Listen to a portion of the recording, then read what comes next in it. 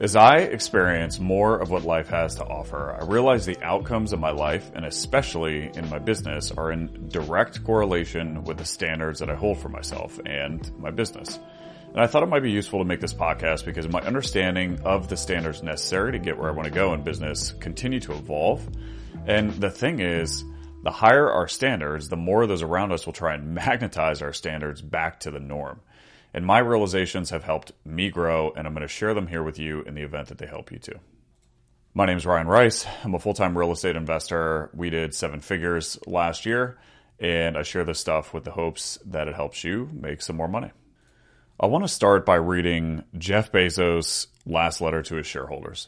And the reason I want to read it is because it encapsulates so well how hard we have to work to maintain the standards that we want to maintain.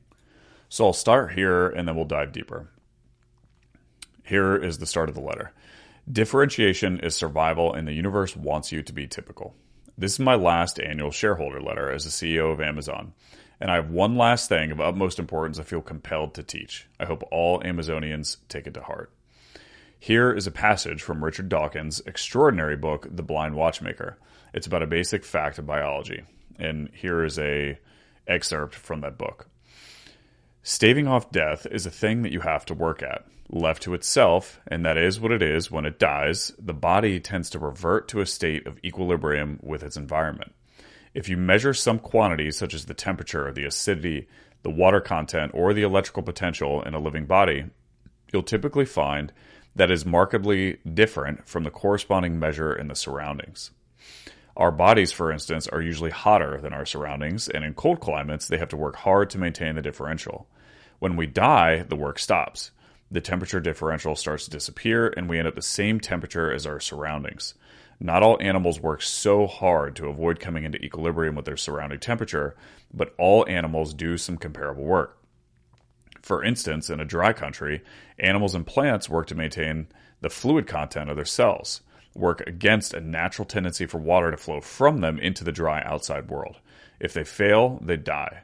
More generally, if living things didn't work actively to prevent it, they would eventually merge into their surroundings and cease to exist as autonomous beings. That is what happens when they die.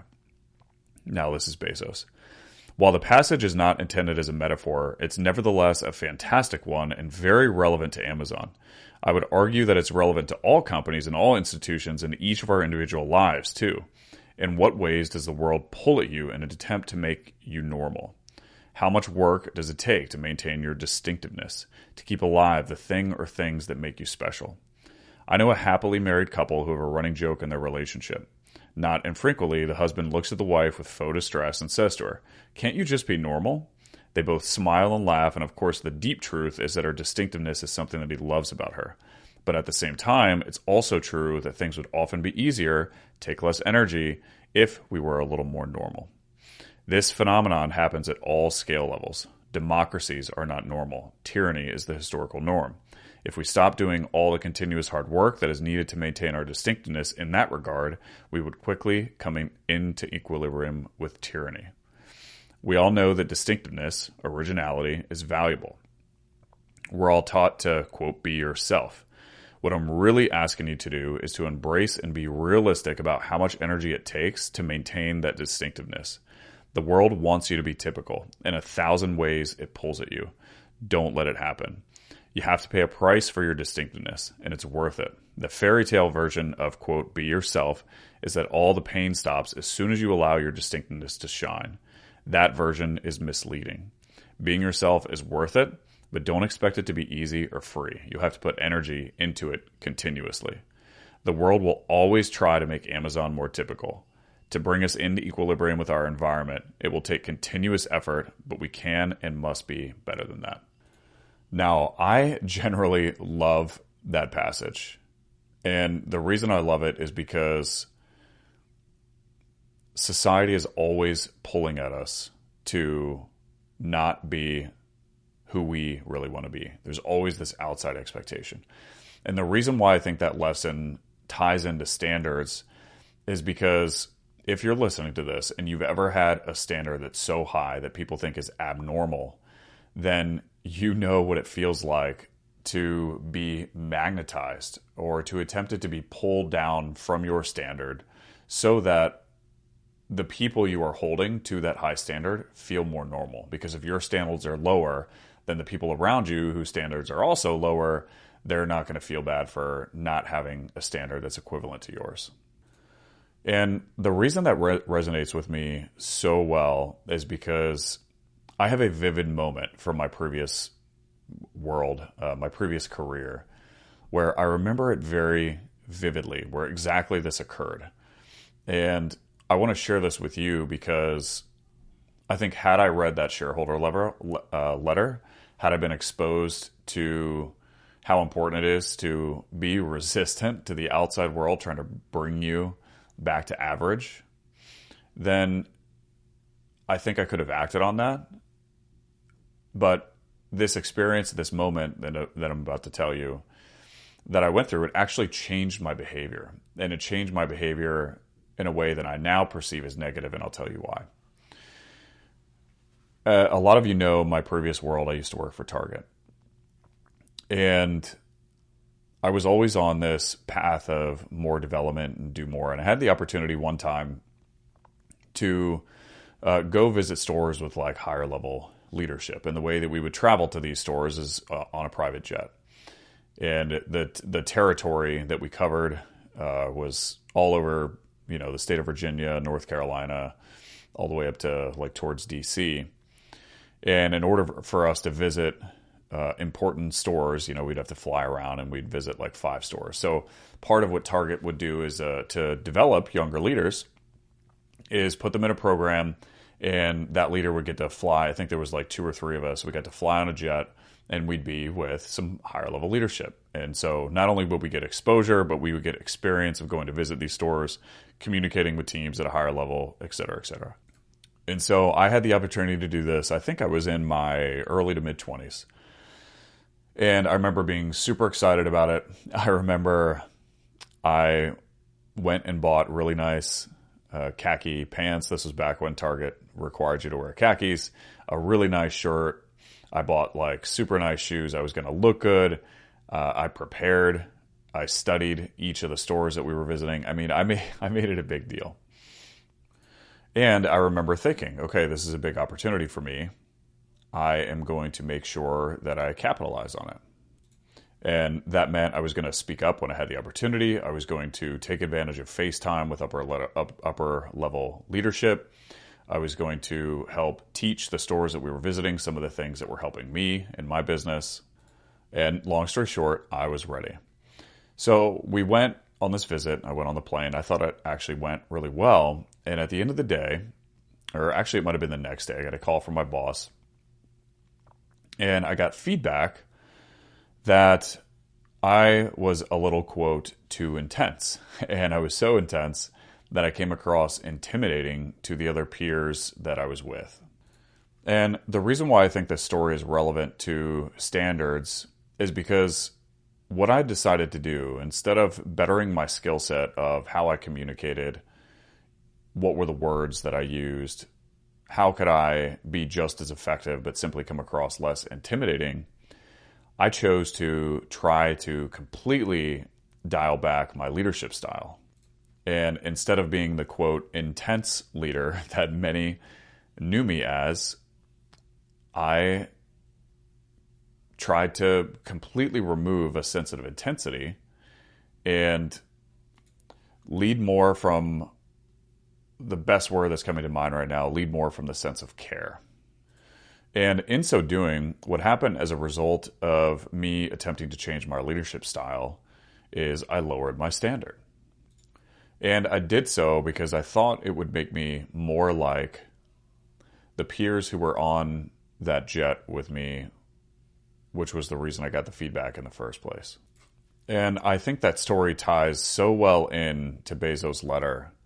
And I think that's why Bezos' letter resonates with me so much, is because by me trying to fit in more with my surroundings, I temporarily eliminated who I was at the core, and as a result, just blended in to what everyone else was doing. And I had a realization later in my career that that was the moment where I think my standards started to lower. And I made a commitment to myself that I would never let that happen again. And staying on the same theme as Target, here is how important a company like Target, which is a Fortune 30, Fortune 40 company, how much they valued standards. I told you I was on a jet. That's a regular practice where their senior field leadership, they get on a jet, spend tens of thousands of dollars. This happens multiple times per year and all over the country. So they're spending millions flying private jets around to see stores. Well, why do they do that? What is the value of spending tens of thousands of dollars for a bunch of people to fly to a store? Well, the reason is because when someone goes into a store that's at a high level leadership role and they go into a store and they're teaching and coaching team members who are in that store every single day, guess what the senior leadership does when they go into that store? They raise the bar, they raise the definition of what the standard is. And because of that, they show the new expectation of what the standard should be. And that in and of itself is worth the millions of dollars that Target spends to fly their senior leadership around on private jets. And what was funny too at Target is if there was ever a store or a district where there was a leader who had standards and someone on their team had higher standards than that leader, then eventually the leader that was in charge that had lower standards was not working for the company anymore. And I think that makes a ton of sense. The leader who is in charge of the team should be the one who has the higher standards. And if I, for example, am running my business and there is ever a time where I bring someone onto my team and the person on my team has a higher standard than I do, then I should no longer be running my business and that person should. I think a useful example of how I put this into practice right now, I am now in charge of 4 different agencies who are running different marketing channels for me. And one of the agencies started at the beginning of this year. And the agency has not been performing as I would like. We have not been getting the results that I would like from this agency.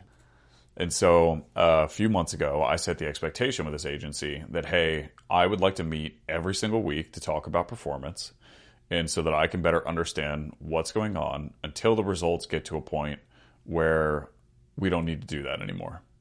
And so for the past 8, 9, 10 weeks, every single week I've met with this agency. And the agency reminds me every other week or so that I am the only real estate investor that is having weekly meetings about performance. And I think there's 2 ways to look at that. The first is, oh man, I'm being a little bit crazy. Maybe I should allow myself to be regressed back towards the mean and do what everyone else is doing. The second way to look at it is, well, damn right. That's exactly right, because I expect better results than all of the other real estate investors who you are an agency for. And until we get the results, until I can understand everything that's happening, we will continue to meet on a weekly basis until the results are there. And that way too, if I do end up separating from this agency because the results aren't there, well, it's not going to be a surprise. I have met every single week and we've talked about the performance and we've talked about what actions we're going to take. And that agency knows that they better be on their game because that is what I'm paying them for. You know, I think another useful frame around standards is just how my standard for what I would call a friend has evolved. I think the evolution of someone who would fit that definition was someone who I enjoyed spending time with, to now it has evolved to I only want friends in my life who have just as high standards as I do or have higher, so I can be magnetized towards even higher standards. I want my definition of a friend is someone who has similar vision and values and someone who roots for me behind my back. And there are very few people out there who fit that definition. And guess what? I'm okay with that. And it means I hang out with fewer people or I have fewer friends. And I actually like that.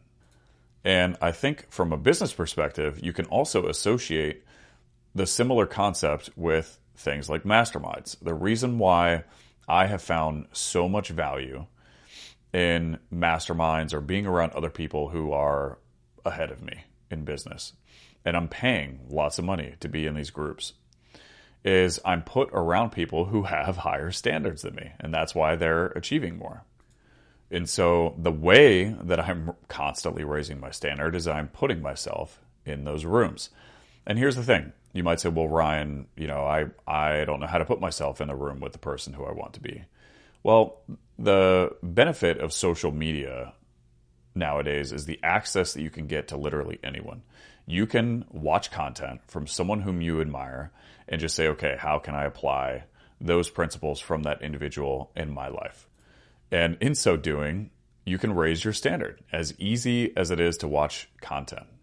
The problem is the only thing that's easier is being distracted because there is so much ease of content out there. And so what happens instead of people raising their standard is they watch a bunch of bullshit and as a result get regressed back to the mean like we've been discussing.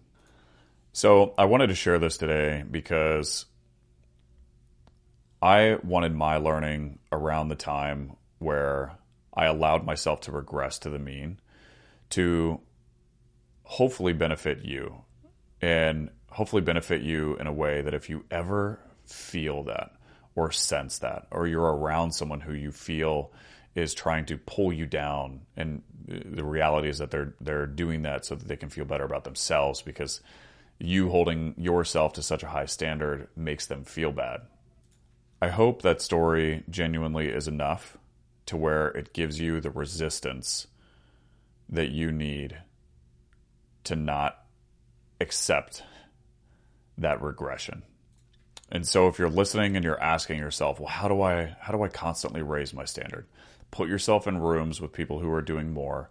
Watch and consume content from people who are doing more and who have higher standards than you, and ruthlessly protect the natural regression to the mean that will inevitably occur, because as you continue to raise the bar for your standards, the pressure to push against you raising your standards gets more and more intense, and you constantly have to fight against it if you want to maintain a high level of standards.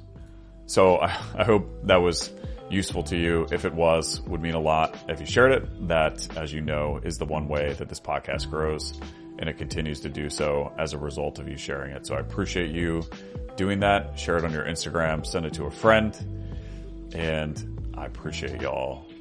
I love y'all, and I'll see you in the next one.